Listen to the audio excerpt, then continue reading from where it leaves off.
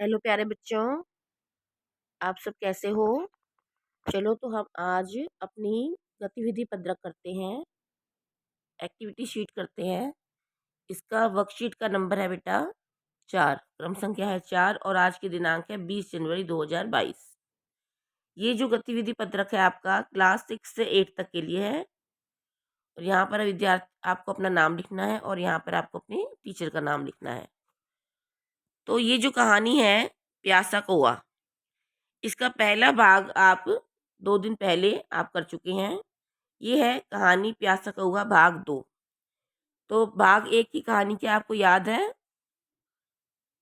तो पहले भाग में बताया गया था कि एक कौवा था जिसे कि बहुत प्यास लगी थी। देखो ये कौवा दिखाया गया आपको ये, इसे बहुत प्यास लगी थी तो उसे वहाँ एक घड़ा दिखाई दिया था। तो लेकिन घड़े में पानी बहुत कम था। घड़े में क्या था? बहुत पानी कम था। तो उसने आस-पास देखा तो उसे वहाँ पर आस-पास कंकड़ पड़े दिखाई दिए। तो उसने उसके आगे बढ़ते हैं क्या किया? तो उसे एक तरकीब सूझी। क्या तरकीब सोच रहा है? देखो ये सोच रहा है ना कुछ। तो क्या किया उसने? उसने एक कंकड़ उठाकर घड़े में डाला। जो है मटके के आस-पास यहाँ पर देखो ये कंकड़ पड़े हुए हैं। तो इसने क्या करा? उसने एक कंकड़ उठाकर घड़े में डाला। डाल दिया, चोंच से उठाया उसने कंकड़ और इसमें डाल दा। इसी तरह उसने कुछ और कंकड़ घड़े में डाले। ऐसे उठा-उठा के इसने घड़े के अंदर कंकड़ डाल दिए। कई सारे कंकड़ डाल दिए। क्या हुआ डालने से कंकड़? अब क्या हुआ देखो, घड़े का पानी ऊपर आ गया। ये देखो यहाँ पानी दिख रहा है ना, ऊपर आ गया।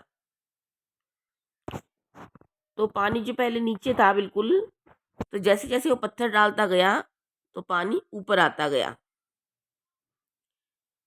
कौवे ने पानी पिया। अब ऊपर आ गया तो इसकी चोंच आराम से जा रही थी इसके अंदर, पानी के अंदर। इसने पानी पी लिया पेट भरकर अपना और वह उड़ गया और वह अपनी प्यास बुझाकर उड़ गया। कैसी लगी कहानी बच्चों आपको? तो चलो अब इस कहानी के आधार पर बताना है आपको, लिखना है बेटे अपनी कॉपी में। ये क्वेश्चंस दिए गए हैं आपको। पहला प्रश्न है, आप कौवे की किस बात से सबसे अधिक प्रभावित हुए और क्यों? किस बात से आप प्रभावित हुए?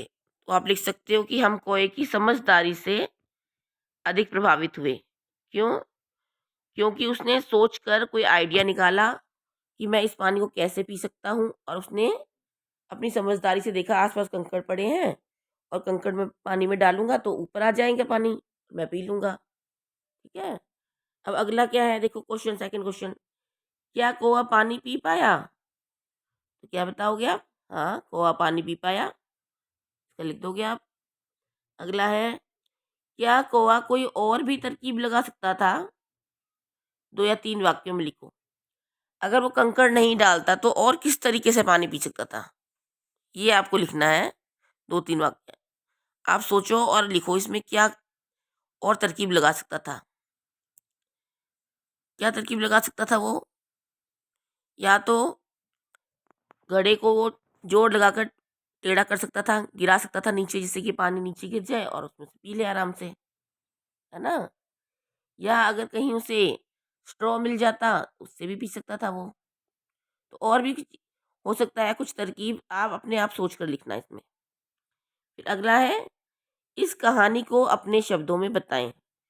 अपने शब्दों में मतलब होता है कि जैसे इसमें लिखा है इस तरह से नहीं, समझ कर आपको अपनी भाषा, अपने लैंग्वेज में, अपनी भाषा में, अपने शब्दों में, मतलब इसको बंद कर, जैसे किसी को आप कहानी सुना रहे हो, तो कैसे सुनाओगे कि एक कौवा था, उसे बहुत प्यास लगी थी, तो वह उड़ने लगा, उसने देखा कि जंगल में एक मटका पड़ा हुआ है, लेकिन उसने देखा तो उसमें पानी बहुत कम था।